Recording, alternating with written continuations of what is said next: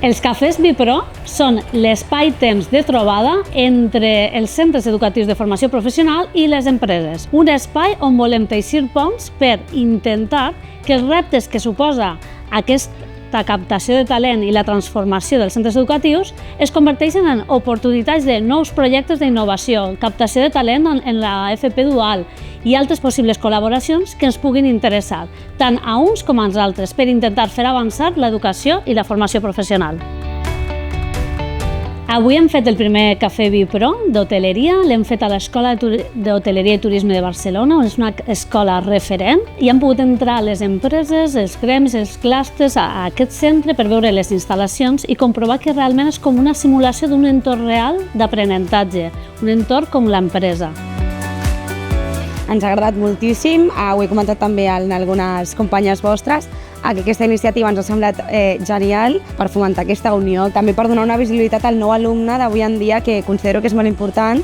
Les noves generacions canvien i al món ens hem d'adaptar a aquestes noves generacions.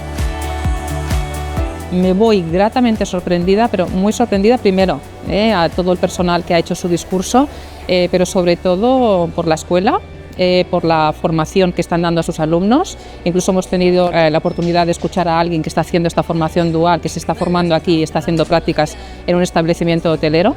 Y me voy con muchas esperanzas y seguro que lo certifico así, de encontrar futuras incorporaciones en los hoteles de los cuales en estos momentos disponemos y estoy dirigiendo en Barcelona.